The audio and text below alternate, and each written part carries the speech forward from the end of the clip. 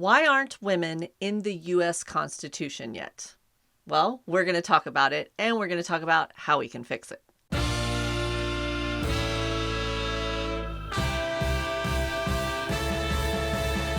It's the Political Fixer Podcast with your host, Shawna Presley Vercher.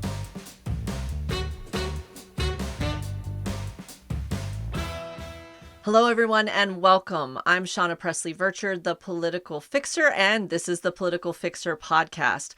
Many of us were disappointed, even heartbroken, after the most recent presidential election.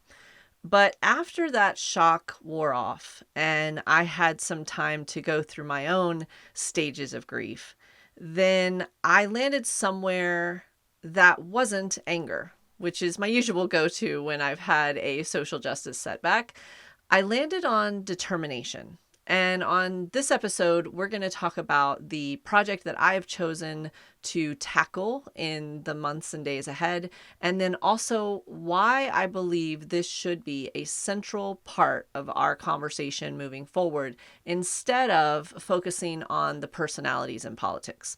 All right, so we had millions of women during the campaign that were chanting the slogan, "We're not going back." And for some of us who watched this whirlwind, just over 100-day campaign, then we witnessed the moment where Kamala Harris realized that she had discovered that as a slogan, "We're not going back." She heard it, she heard the response of the crowd, and she knew she was on to something. And from then on, one of the most popular slogans of the presidential race was born. But for many of us, "We're not going back" wasn't just a slogan. We're facing so many different marginalized groups that are feeling like they are completely under attack. And this idea of ceding even more ground, losing even more rights and decency was not something we were willing to negotiate or consider. And that was why this election meant so much to so many of us. But then once she lost, then that doesn't mean that we have to just hang up our activism boots and then decide that we no longer work to change the world. In fact, it's more important now than ever. And when I was considering what I wanted to do with my time moving forward, especially as a woman, as someone who has a daughter and who has worked on women and children's causes nearly my entire career, I felt like adding women to the Constitution is one of the most impactful things that we could all do together. So let's talk about how we can approach this, why it hasn't been done yet, and how we got to where we are. All right, let's dive in. Let's start first with how I looked at this very huge problem of getting access for women to our rights, and how I landed on the idea of my focus and what I'm hoping is our focus becoming getting women added to the Constitution to achieve those rights. Okay, so I am a crisis manager as well as a media strategist. And part of that work, part of my work during the election cycle, was to go on platforms like TikTok and try to explain what was happening in my professional opinion, and then help us with messaging and strategy collectively, as well as community building, to try to move the discussion forward. In short, I feel like more people need to be involved in politics, and that they would be if they felt like they were welcomed with a seat at the table. Okay, so I say all of that to say that it was my TikTok audience, our political fixer community there, that encouraged me to find a project we could still work on together. Because as this very small subset of part of the Kamala Harris campaign, we didn't want the joy and the hope and the sense of belonging to end just because we had suffered what we consider to be a severe loss. So I did a live broadcast on TikTok on election night. And by around midnight, when we logged off, we still didn't know the results yet. And I slept for a couple of hours uneasily, yes, but still thinking, man, this is too close. It shouldn't have been this close, but I still felt like we had it. And once I logged off, I slept for a couple hours, came back on, started looking at those returns in some of the major metro areas of Pennsylvania, that type of thing. And I saw the math and I saw, this kind of shocking, gut dropping realization that we were not going to pull out of it. And my first thought was disbelief, obviously, like many. Then it was fear for certain members of my staff and team and friends that are in what I believe are targeted communities, and they live in certain states, particularly Texas and Florida, where that targeting is even more pronounced. I had a fear for my daughter, who is 20 years old, and while she doesn't go to school in Florida where we live, she is still bound by some of those laws that are promising to get more strict, particularly for young women. I had all of this fear go through me, and as I tend to get with my social justice side, with my Texan spirit, then that fear turned very quickly to anger. As one of my close friends says, there's no flight in my fight. It goes there fairly quickly once I've gotten my bearings. But that anger needed to turn into action. And at first, I felt extremely alone, as I know so many of you did. We had tried so hard, we put ourselves out there, and we lost. And I felt like I lost this community at the same time. Once I logged back in, there were hundreds, if not thousands, of messages from many of you saying, what is next? What do we do? How do we fix this? And that's when I really put the fixer hat on and said, okay, valid question. I don't have an answer yet, but let me do my best to come up with one.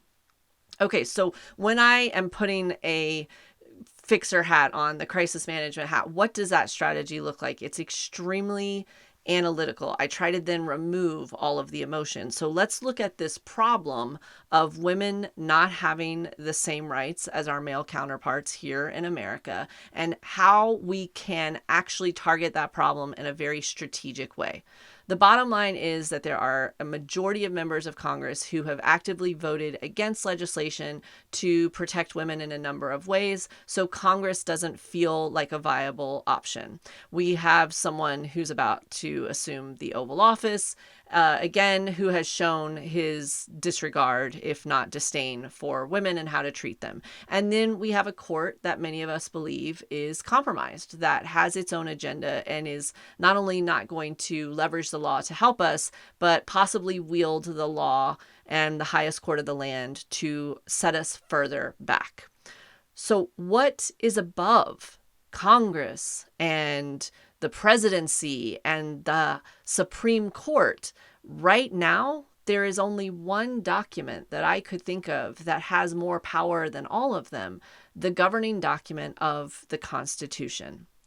And it surprises some people, particularly younger people that did not work in any type of, second wave feminist advocacy, that didn't really remember personally all of the work of Gloria Steinem and so many others. It surprised a lot of people that I spoke to after this conversation and strategy session and meeting with some of my team members to learn that women are not in the Constitution. Many people grow up and where it says all men are created equal, some of us are outright taught that the reason it says all men are created equal is it's just a shorthand. It's sort of like the royal we. We just did it out of convenience. Believe it or not, some legal scholars even believe that, well, we're protected under this royal we, that all men really means all mankind, and that means all humans, and so women should be covered. Well, let's talk about how we specifically consider, how does the court look at women's rights in the Constitution today? How do we know that we are not equal? Some of us feel it. Many of us feel it. There's a lot of signs showing us that we do not have the same rights as men, but how do we know it? And more importantly, how did we get here so that we can get unstuck and change things? Let's take a quick look back at the Equal Rights Amendment. How did we get here, and what does the game board look like now that we would need to win in order to secure our rights? Okay, so women gained suffrage in America, or the right to vote, in 1920. And it was only after we added the 19th Amendment to the Constitution. Now, this amendment is pretty straightforward. Let me read it for you. It says, "The right of citizens of the United States to vote shall not be denied or abridged by the United States or by any state on account of sex. Congress shall have the power to enforce this article by appropriate legislation." So, a couple of key things here. It's two pieces. Number one, no citizen of the United States can be denied or limited in their access to vote based on sex. And number two, that Congress has a right to enforce these laws, so you don't get to pick and choose and say, well, people can do that in Georgia, but not in Mississippi. There's some key words here, which is it says the rights of citizens of the United States to vote shall not be denied. To vote. And those two words were everything back then. There was a woman named Alice Paul. She was one of the leaders of the women's suffrage movement, the organizers that were fighting desperately for women to have the access to vote and get this 19th Amendment into the Constitution. And she knew that, and said it many times publicly, that by adding the 19th Amendment into the Constitution and including the words to vote, that we were settling in a way for a loss. And the reason is because the alternative is the rights of citizens of the United States shall not be denied. That would include everything. That would be the entire cornucopia of rights that we would have access to in the same way as our male counterparts. But very strategically, the leaders of the suffrage movement, went for what they could get at the time. Huge incremental progress, and got the 19th Amendment passed with the words to vote. Literally the only rights we gained with this entire amendment. But Alice Paul wasn't done yet. She pushed right after 1923. She said that there was a second and possibly more important component: full rights for women. And she said, although this idea and a version of equality for this amendment has been introduced, she felt like now was the time in 1923 to try to bring it all the way home. Needless to say, even though versions of this have gone through different state legislatures, different congressional leaders throughout the years have said, hey, maybe we should give women some rights and stuff, it has never, ever gotten close to actually just happening on its own. So it essentially stalled in that first wave of women's rights. Okay, so let's set the stage here. 1960s, we've got Motown and we've got Woodstock. We've got the Vietnam War. We have the civil rights movement. And another movement is on the rise, the feminist movement. This next generation of feminists led by people like Shirley Chisholm, Betty Friedan, Gloria Steinem, so many others are making big moves to change our entire national conversation. And that conversation did change. Let me just give you a couple of examples. They launched an entire organization called the National Organization of Women. Now it is known as the National Organization for Women, to welcome in our male allies. But at the time, it was the National Organization of Women to make political impact from a local through a federal level on different political aspects of things. Now, this was new and unheard of, and they had hundreds of chapters across the country that they launched in the 1960s. Then Ms. Magazine was founded, and it was dedicated specifically to feminist issues and feminist news. Again, unheard of at the time. Something else happened. Shirley Chisholm became an official nominee for president. Historic. And as a Black woman, that was a huge step forward. And then equal rights for women started to take center stage in movies, on news programs, and in household living rooms and kitchen tables across the country. So the Equal Rights Amendment, as we know it now, or the ERA, is also pretty simple. It has 3 parts. Okay, part 1. Equality of rights under the law shall not be denied or abridged by the United States or by any state on account of sex. Now the second section. Congress shall have the power to enforce by appropriate legislation the provisions of this article. And the third part, this amendment shall take effect 2 years after the date of ratification. Okay, that's it. That's the entire amendment. Everything we've been fighting for decades, right there. I just read it for you, the entire thing. What does it mean? All right, part one is you can't change the rules, deny us rights, or give us second-class standards based on sex, or what some say would now be gender. All right? Just because we're women doesn't mean we don't get the same rights as you. Number two, you don't get to pick and choose in the states. Congress gets to make legislation to enforce this law. But here's the good news for everyone that's a little uncomfortable with women having rights. There's a Section 3, which means you get a grace period to figure out how you're going to possibly live in this new society where women have equal rights. You get 2 years to try to sort out all of those feelings, right? 3 pieces, a few dozen words, but it makes all the difference. Well, when this ERA, Equal Rights Amendment, was first introduced in its current state with this language, what do you think happened? 1960s? Well, it surprised me to learn that actually people were super excited about it. No matter what state they were in, nearly across the country, congressional leaders, senators, governors, all of these people are like, yeah, why wouldn't we give women rights? This makes a lot of sense. And so politicians not only were for it, but they didn't want to be seen as going on the record and saying that they were against women, because by now women have the right to vote, and that used to be really poor political practice. So it looked like this thing was going to sail through. Then in 1972, we were inches away from having women being in the Constitution becoming a reality. And there was a notorious figure in this journey named Phyllis Schlafly that was one of the people who changed the entire trajectory for women for half a century into the future and counting. All right, let me tell you who our villain of the piece is right now. Okay, so Phyllis Schlafly was a conservative. She had run for Congress and lost her bid as a Republican. And she was getting a lot of pressure on what was she going to do now. She was a wife and mother. She had had her fun at pretending to be a politician. So surely she was going to go home and support her husband's career and raise the children, etc. Now, I don't pretend to know what went through Miss Schlafly's mind, but I can tell you that it is a shrewd one based on her following actions.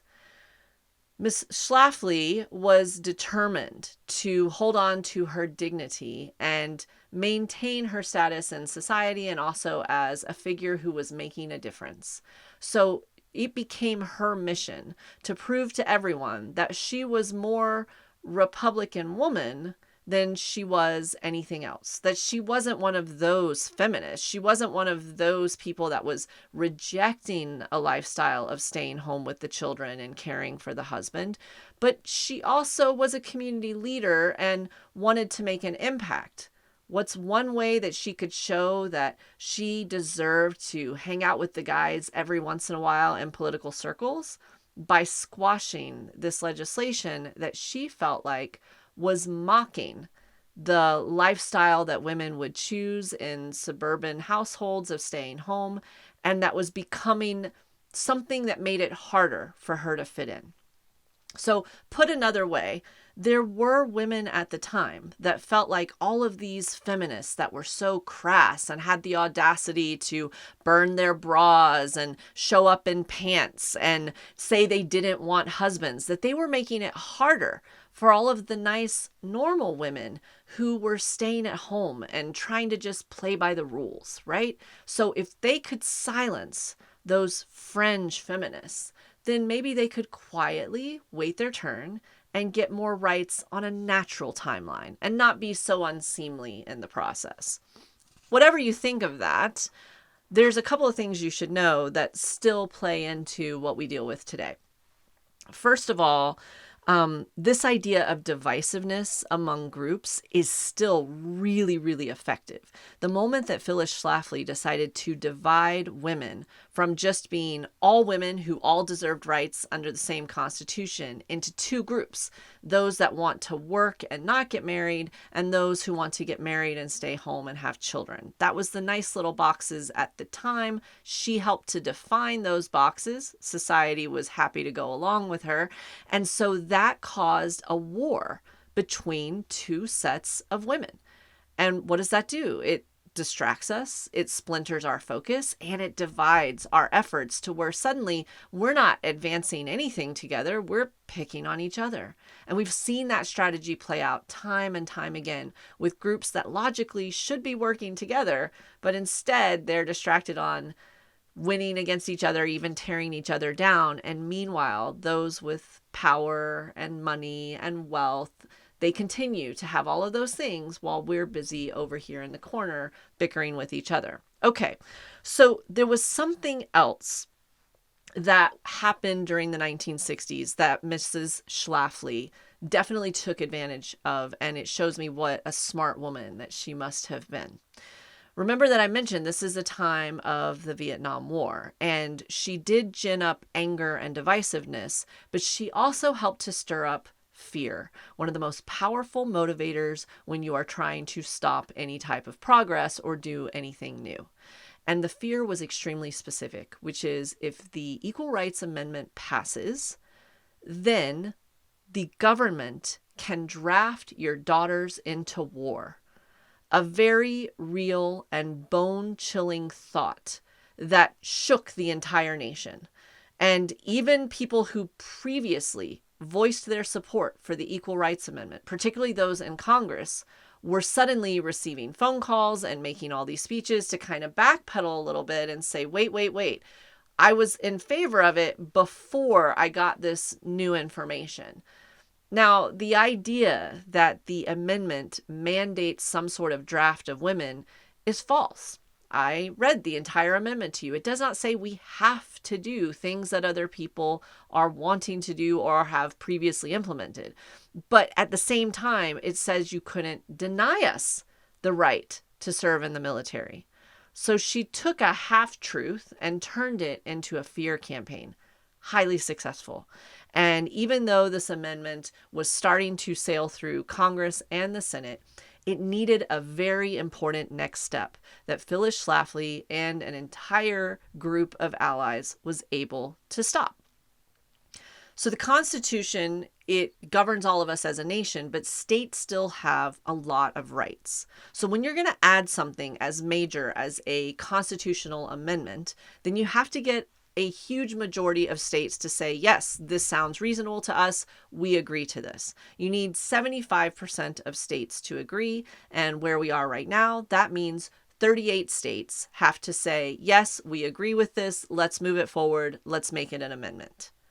All right. 38 states agreeing to something in the Constitution. That is called ratification. So 38 states need to ratify, need to agree on this exact language of this amendment, and they vote on that at a state level in their legislatures. So the Texas state legislature, they would hold a ratification vote, and the Hawaii state legislature, they would hold a ratification vote, and so on. And those votes at the state level need to be successful 38 times with 38 different states in order for us to have enough of a yes to move things forward. Okay, so at the time, they set a clock for 7 years. Once the Equal Rights Amendment got passed by Congress, they said, we're going to give you 7 years to get these 38 states. At the time, it seemed like a huge amount of time, but now opposition was building, and they were having to convince people to even hold the vote, much less say yes. Time ticked on, and then President Jimmy Carter decided to give them extra time, another 3 years for a total of 10 years. Was he allowed to do that? Was he not? Legal scholars have debated this, but it doesn't matter. He was president. He decided to do it. So 10 years. We still did not get 38 states within that 10 years. And so in the end, they got very close. 35 states. Imagine this. We were at 35 out of the 38 states that we needed. And so it failed. And after coming so close and not getting across the finish line, after Shirley Chisholm not winning the nomination for the Democratic nominee for president, all of these setbacks, then this group of amazing women and some men, they decided to take a step back, reassess, and while many of them continued working on different projects, the Equal Rights Amendment basically was stalled. Now, why hasn't it been picked up from the 1960s and 70s until now? Couple of answers to that. First of all, some people have been working on this, okay? But it just hasn't made a ton of progress. One thing it did do, however, one of the things that these tireless organizers made happen is that we did get that 38th state, Virginia, in the year 2020. We're going to talk more about that in a minute. But while they're quietly still trying to make a difference and trying to beg people to pay attention, something else was happening, which is that women were being portrayed differently in the media. We're moving on into the late 90s, early 2000s. We're starting to see more women CEOs. We're starting to have an MTV generation that's growing up and they seem perfectly free-spirited and perfectly equal, right? All of these things in pop culture are happening so that women essentially felt equal. We didn't feel like we needed an amendment to tell us who we were. We were making a lot of progress as a gender. So it was really hard to get funding and organization and for people to pay attention to something that didn't feel like a problem. Why should I care about your solution if I don't feel like this is a problem?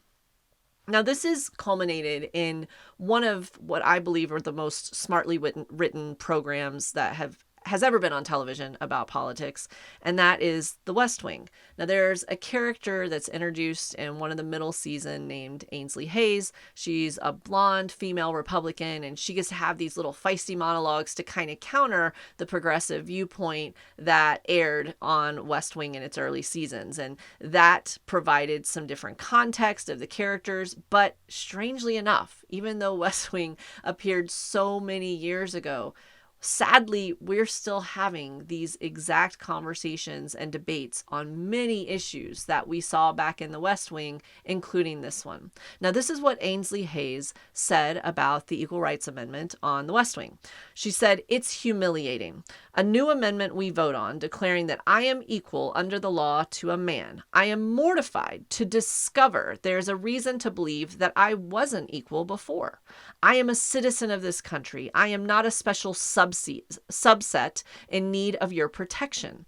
I do not have my rights handed down to me by a bunch of old white men. The same Article 14 that protects you protects me, and I went to law school just to make sure." All right, there's a lot of righteous indignation, but whether or not you agree with her in hindsight, at the time, this character was articulating a huge common viewpoint of women in the late 90s, early 2000s, which is, we're already equal. Why do I need your permission to remind me of something that I already have? And she referenced a very specific legal thing, which is Article 14. Now, this article of the Constitution, stick with me here, pretty important. It says, "No state shall make or enforce any law which shall abridge the privileges or immunities of citizens of the United States, nor shall any state deprive any person of life, liberty, or property without due process of law, or deny to any person within its jurisdiction equal protection under the law." Now, I want you to think for just a second, if you followed any of the Supreme Court battle with Roe v. Wade, the amendment that granted women access to reproductive care, including abortion, there was a lot of discussion of this phrase, equal protection under the law, which is, listen, I get that we're having this conversation about how this law applies in this situation, but we're a person, we're U.S. citizens.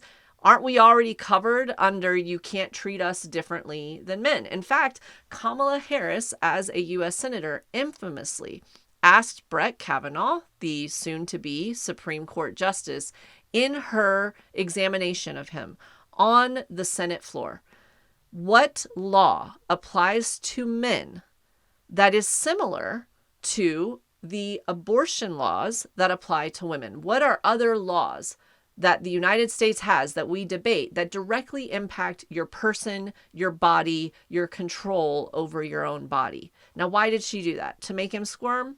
Maybe just a little. But really, the big reason she asked that question is she was trying, as an attorney herself, to lay down a precedent that if you, Mr. Future Supreme Court Justice, can't tell me a time or a law in our history where men are restricted with their bodily control the same way that women are with abortion laws, then I got news for you. You cannot essentially move this law forward and end Roe v. Wade. Okay. We all know what happens from there, right? So the Supreme Court did exactly that. A couple of them during their confirmation hearings outright lied, and we are looking at a period of time where Roe v. Wade has been reversed. So what does that mean?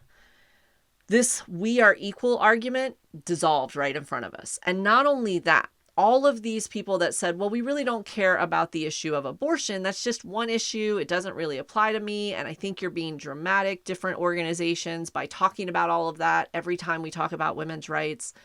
Well, unfortunately, some of those scary bedtime stories are now turning out to be truths. Let's talk about a few things that have happened in the couple of short years since Roe v. Wade has essentially been reversed. All right. Access to birth control and IVF treatments is already been rolled back in certain states and is being threatened nationally. Maternal death rates are on the rise, particularly in states with the strictest abortion bans. Women are being arrested in some states because they are having miscarriages. And this is true. One of the top trending topics on the darkest places of the web once the presidential elections became final was a group of fringe white male Christofascists trending with the topic "Your body, my choice."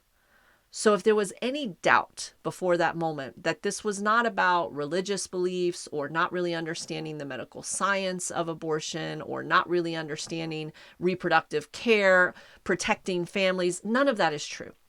This is about controlling women, and they made that very clear. But let's go even deeper. Let's go back to that 14th Amendment. Okay, we're talking about one thing, but aren't women equal if you take that one thing of bodily autonomy off the table? Let's see what the Supreme Courts have to say about that. Clarence Thomas in 2000, in one of his opinions, wrote that abortion is when, and this is an exact quote, "a woman's exercise of control over her own body ends." Our exercise of control over our bodies. Now, this is important because if you have a situation when someone can tell you whether or not you get access to a certain right, in this case, bodily autonomy and access to full reproductive care, including abortion, no matter what the right is, if someone gets to say, yes, you're equal, except when I tell you you're not, then you're not equal. And if you have a right, except it's different based on the state that you live in or the elections that are won or lost, then it's not a right. It is a privilege. And it is granted to you by people who have higher status legally than we do. That is the bottom line, that the Supreme Court made it very clear. The following legislation made it very clear. And in case we were slow to pick up on it, they specifically said, multiple justices have specifically said, yeah, no. You have rights, but just not those that we don't want you to have based on our personal belief system. So if you have the ability to give me permission to control my body, then I am not equal to you. That is the bottom line. And we as women, millions of women, and so many millions of male allies who care about women, we have realized, oh, we're not protected by that other amendment. And yes, we've made progress, but not nearly enough. We've got to do something about this.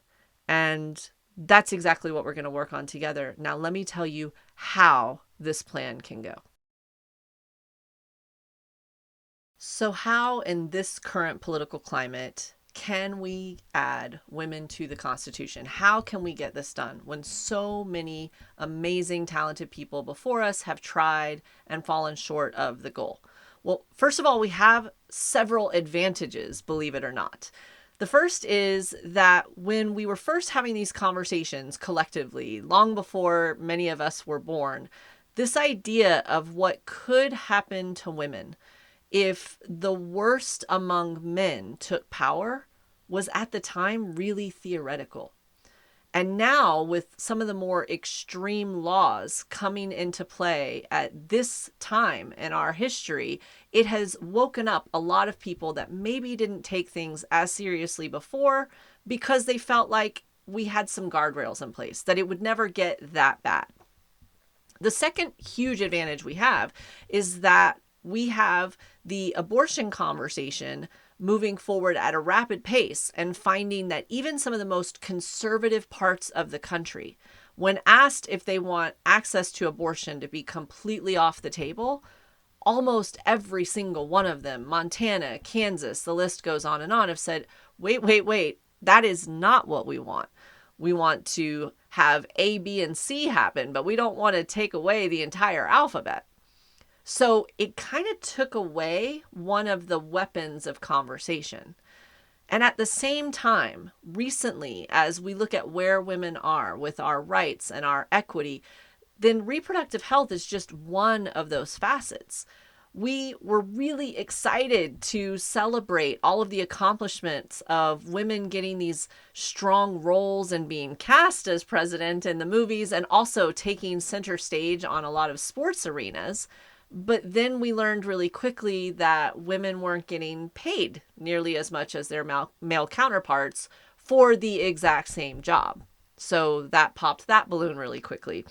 We had everyone draping themselves in pink in the month of October for Breast Cancer Awareness Month, a sign of solidarity for women, which is great until you realize that even today, after years of awareness, women's diseases only receive medical funding research at a rate of 13% compared to our male counterparts. So we're all wearing pink. We're just not funding anything that could make wearing those pink ribbons unnecessary, like properly funding diseases that impact primarily women or disproportionately impact women differently.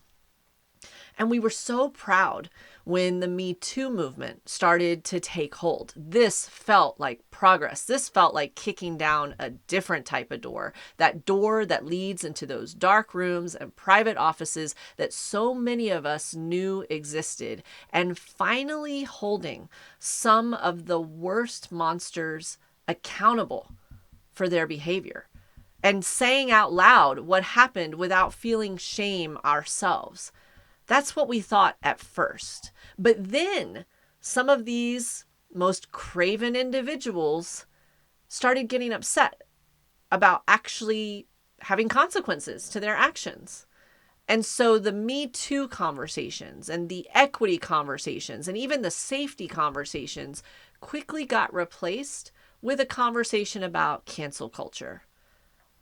And really, we have to look at what happened in this election and the signal that it sent.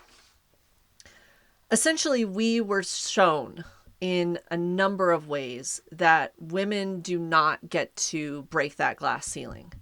There's going to be a lot of takeaways for years to come. A lot of political strategists, a lot of armchair politicians that watch a lot of cable news saying what went wrong and what went right. And maybe Hillary Clinton wasn't likable enough. And maybe Kamala Harris didn't have enough depth to her policies and all of this chit chat. But at the end of the day, while people on the Democratic side, the progressive side, the side that is looking to advance the rights of women in this past election, not overall, but it was definitely clear in the case of these two individuals in a way that was almost historic in its proportions. One side was debating about policy issues. We were talking about foreign affairs and our disagreement on how we might approach those foreign affairs as a country. We were organizing. We were having our rallies and our conventions and all our little fundraising events that in the rear view seems so antiquated because while there are millions of men who are amazing allies and partners and friends and coworkers and colleagues, while those men absolutely are the general rule of what exists in our population, generally speaking, the power is still held by some of the most craven individuals who don't just want to make sure that women don't have equal rights. They want to make sure that women are shown our place and are tightly controlled. And so, to me, as someone who has worked in politics for decades, you can say that there was an anomaly with Hillary Clinton. I personally disagree. And her legacy with her husband, I personally disagree. But we can have that debate about whether or not it was just not time for that woman.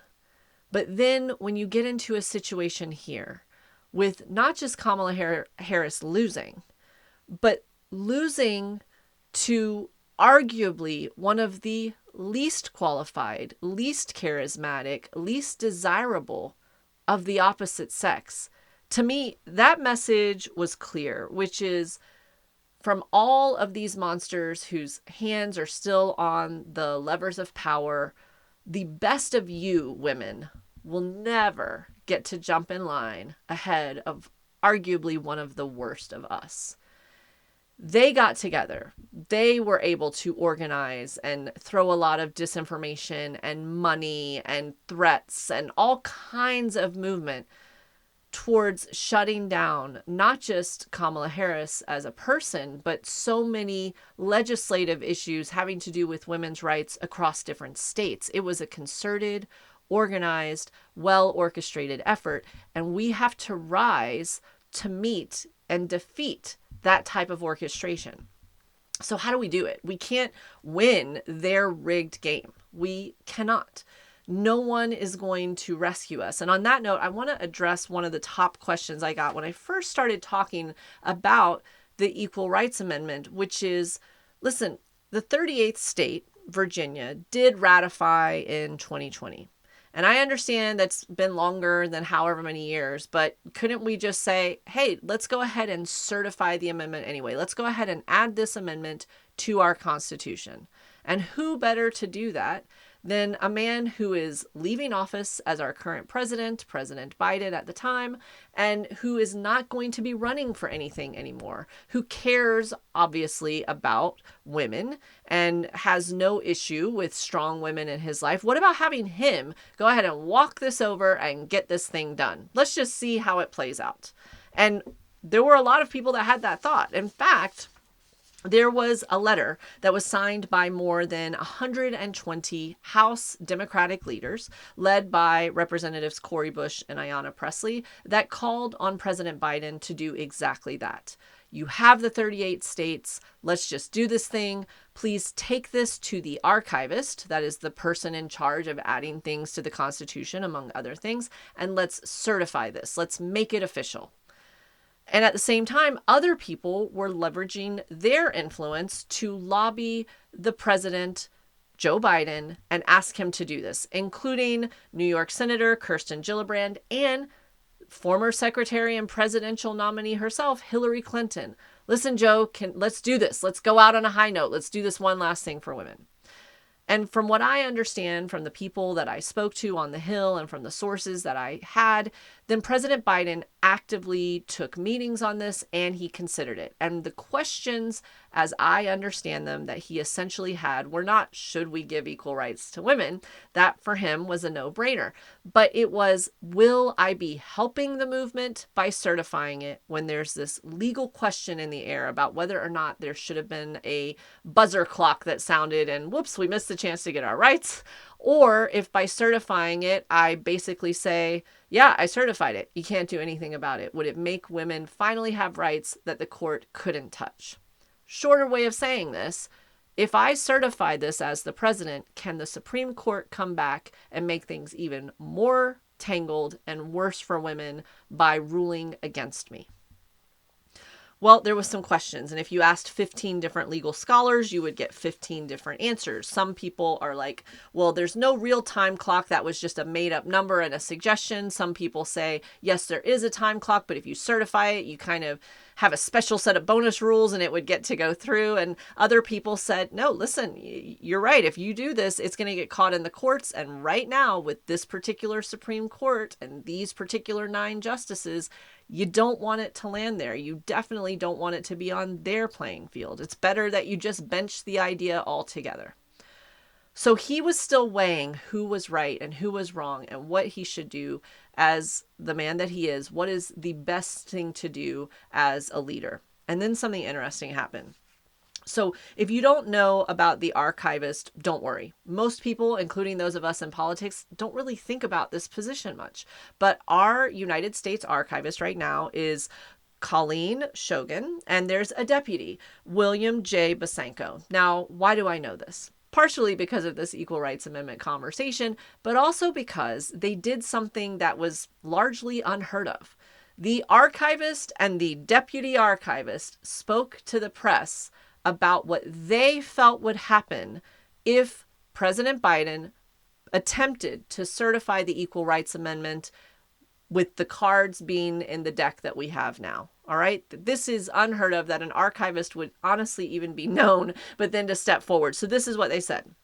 They said, and this is their opinion, in 2020 and again in 2022, the Office of Legal Counsel of the U.S. Department of Justice affirmed that the ratification deadline established by Congress for the Equal Rights Amendment is valid and enforceable.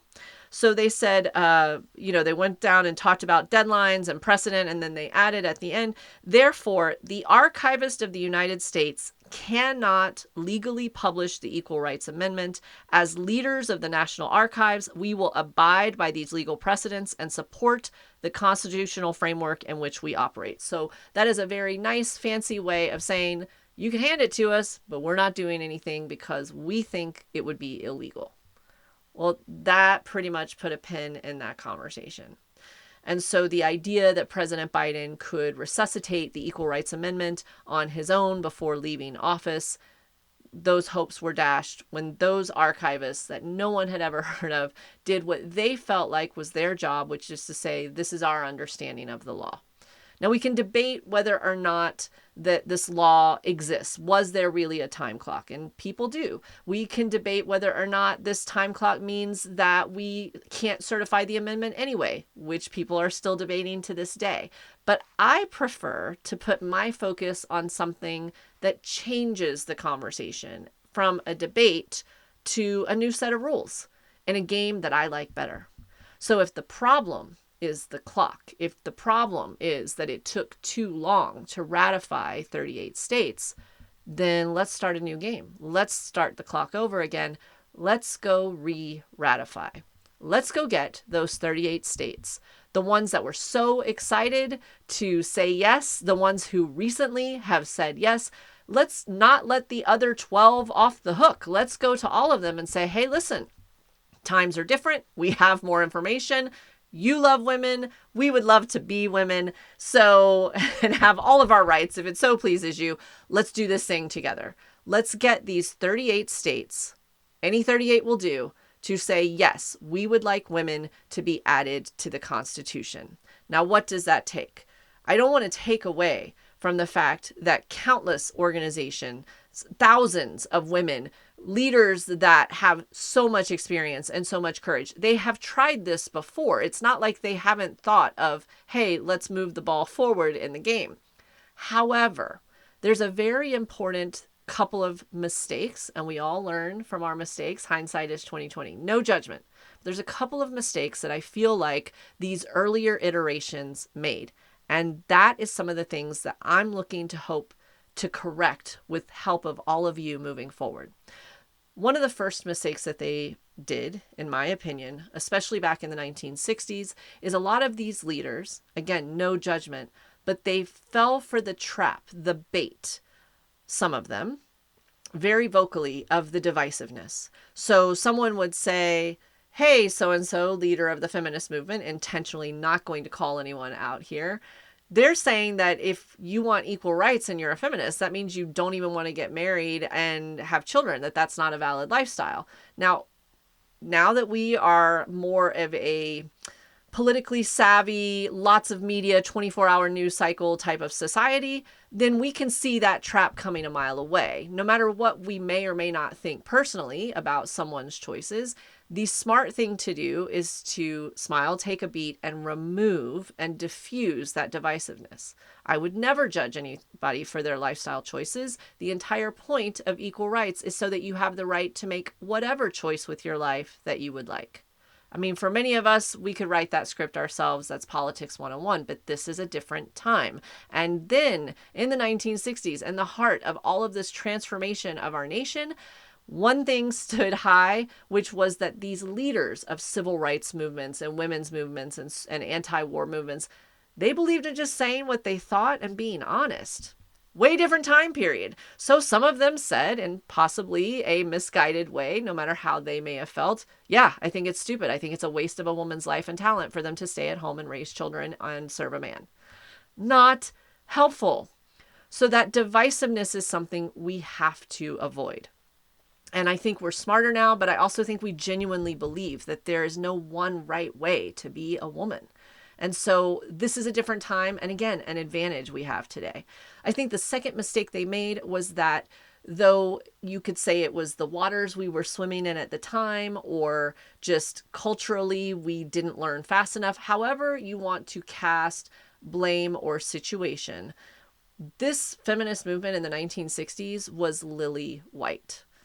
It was. There were some women, many women, who made differences in different communities, but the faces that you saw on the magazine covers, on the television, speaking on the House of Congress, that was almost all exclusively upper middle class white women. And so this idea of building a broad coalition and speaking to a number of people and try to build a coalition of people that would support you from your home as much as they would support you on the congressional floor, it's hard to do that when everyone looks the same. And just because we replace white men with white women, not the best look, even again in hindsight. The third problem that I believe we've learned from since then is that we have seen how religion can be used as a healing resource, but also as a divisive and harmful weapon. And at the time, this idea of being a feminist not only meant that to many people you didn't want a family, it meant that you weren't a woman of faith. And we know that not to be true. We know that there are countless strong women of every faith, not only serving in their faith of choice today, but throughout every faith's history. There are so many strong women that have done amazing things, that have been leaders throughout their, religious texts, in their churches, synagogues, mosques. The list goes on. And so making sure that this is not painted as an anti-faith movement, just a pro-woman movement, is also going to be critically important. Now, here's the thing. When we're looking at avoiding mistakes, one of the things we have to do as well is make sure that we are not asking daintily for permission. Now, when I'm referring to this mistake, I'm actually not talking about the women of the 1960s. One thing I love about studying this time period, I actually had a chance to meet and work alongside some of these very same women when I was doing work for the National Organization for Women as one of their national political directors. I got to meet and be in meetings with people like Gloria Steinem. These are amazing icons in my eyes. And there's a lot that I admire about them. But one of the things when it pertains to this particular movement and this particular goal of getting equal rights in the Constitution that I feel like we can't overlook is that those women were not asking for anything.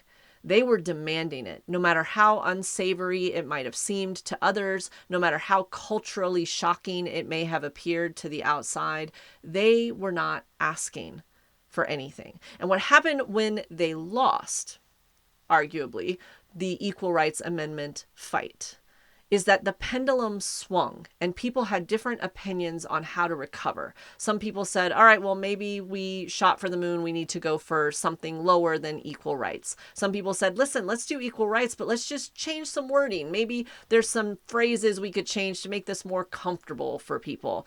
And others said, your approach was too harsh. We need to just quietly kind of wait our turn, bide our time, and try to get this thing done.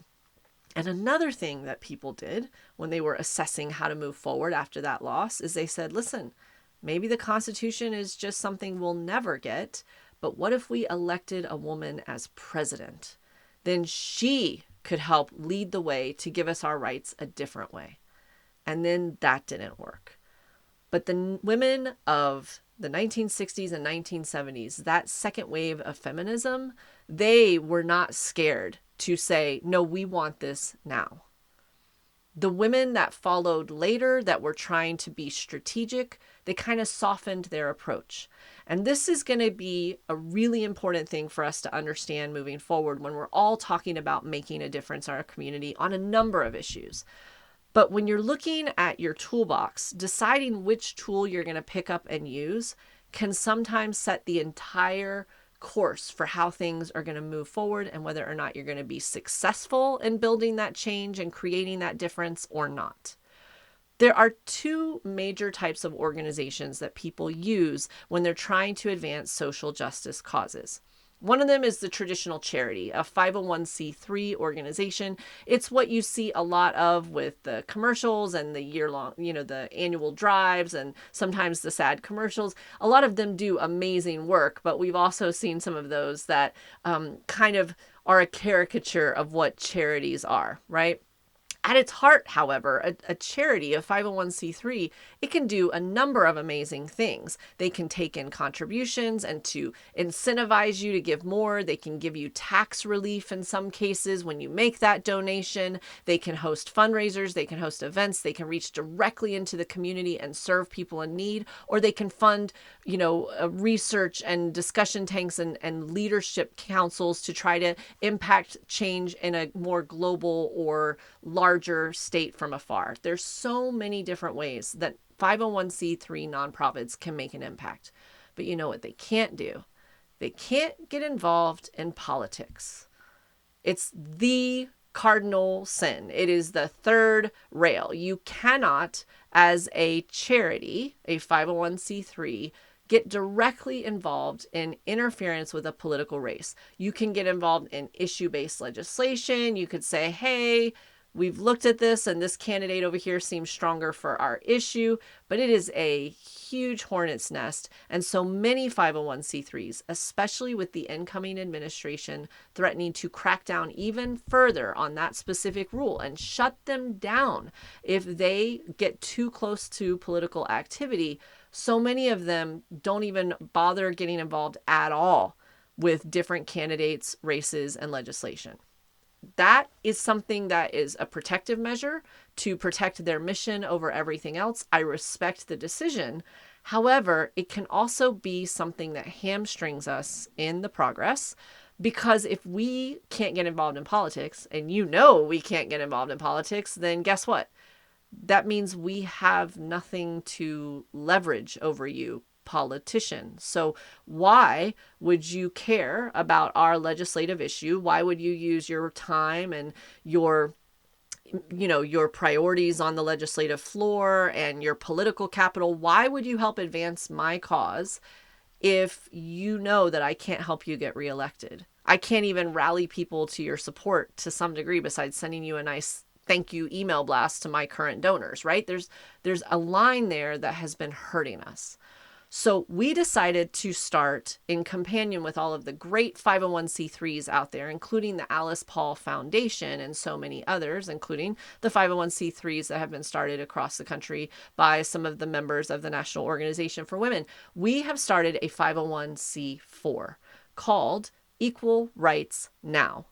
And that 501c4 is a political nonprofit. Now, what does this mean? This is the big bad super PAC that some of you may have heard of. It means that we can take unlimited contributions from individuals who are citizens of the United States, as well as businesses in the United States. And we can leverage those donations for media, for education, for organizing, and yes, for political activity, including our own political ads. You've all seen them by now.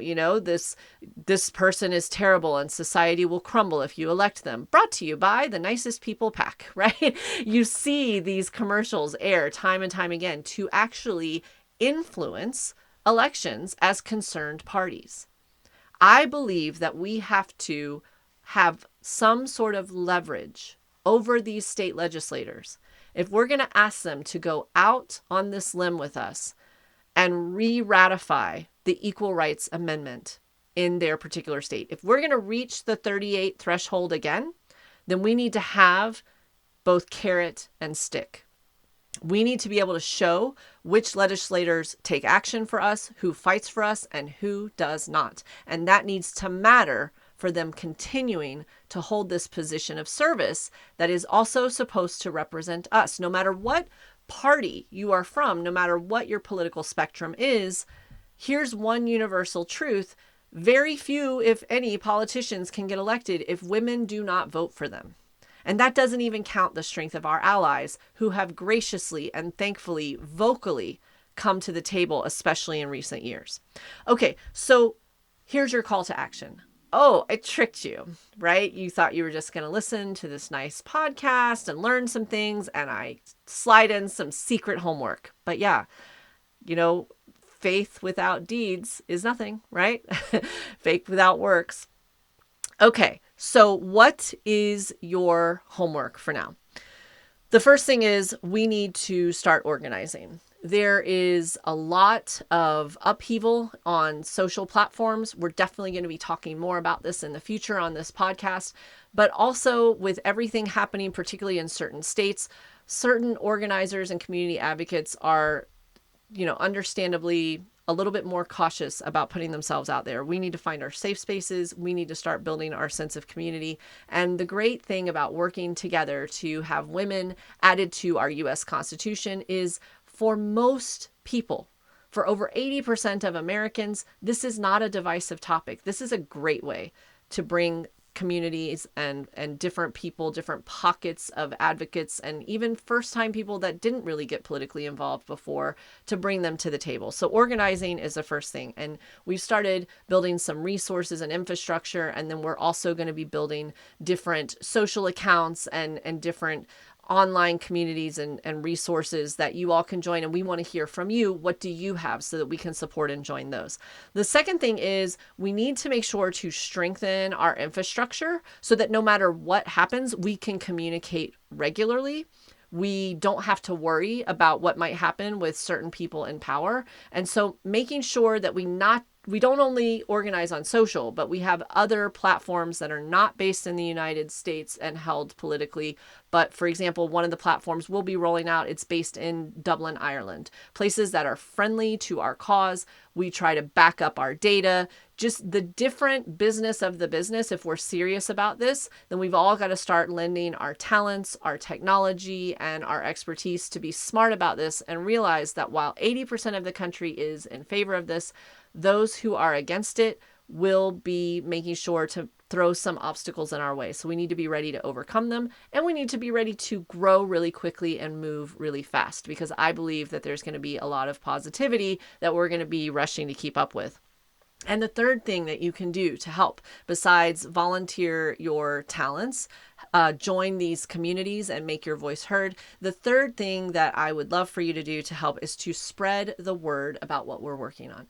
I appreciate those of you that have listened to this Political Fixer podcast episode, but also any articles that you find. If you want to share some of the social graphics we'll make available to you on equalrightsnow.us. If you have ideas for information, training courses, video content as a creator, or social graphics that you want to add to the cause, we need to make sure that we are following a particular playbook of those who came before us and those who are successful at implementing change, and that is to change the national discourse.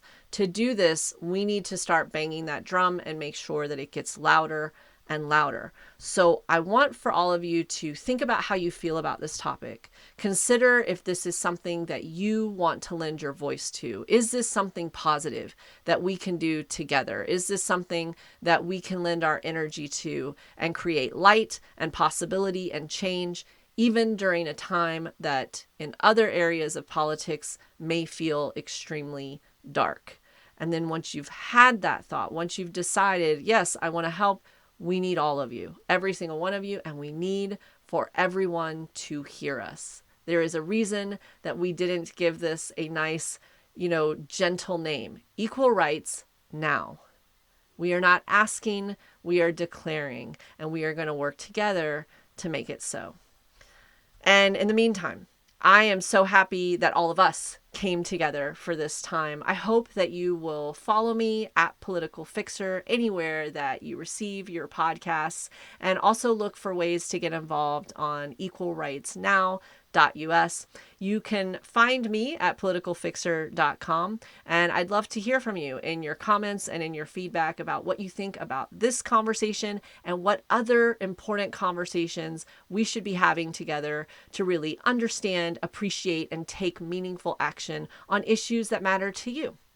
So on behalf of myself and our Political Fixer team, thank you so much. I'm Shawna Presley Vercher, the Political Fixer, and I will see you soon. Hi, everyone. It's Friday, January 17th, and I'm coming to you with breaking news that developed about the Equal Rights Amendment since we recorded this podcast episode. This morning, President Biden announced that in his executive opinion, that the requirements have in fact been met to ratify and fully certify the Equal Rights Amendment to the Constitution, and that he is encouraging the National Archivist, the person who is in charge of actually adding this amendment, to do so and make the Equal Rights Amendment the official 28th amendment to our United States Constitution. Now, there's a lot of work that has to happen right now, and what we are looking at most likely is a Supreme Court fight. However, that doesn't mean that we should or that we can afford to sit idly by and just watch and see what happens. Your voices are now more important than ever. This was a huge and joyous step forward that surprised many of us, as I'll fully acknowledge, but it was a great way to start this weekend and also to kick off this movement. We now have wind at our backs. To learn more about what this specifically means, there's a couple of steps you can take. There are additional podcasts and videos we'll be creating at Political Fixer, but you can also visit equalrightsnow.us, our federal organization where we are looking for volunteers, experienced voices, and yes, people to compensate to work to get this across the finish line. We need your voice now than ever. We can do this. Hundreds of years of effort of so many before us could come down to the next few months worth of effort. All right, so equalrightsnow.us. I am so excited to bring you this update, but don't sleep on this issue. There were steps of progress made that were tremendous today, but we are not done. This amendment is not yet law. We are not yet equal. The good news is that with all of us working together, our opportunity to finally be considered equal citizens in the United States of America is just in front of us. It is within reach. And I look forward to taking those final steps with all of you. All right, that's it for me on this episode. Lots more discussion to come. Thanks so much, everyone. Until next time, I'm Shawna Presley Vercher, the Political Fixer. I'll see you soon.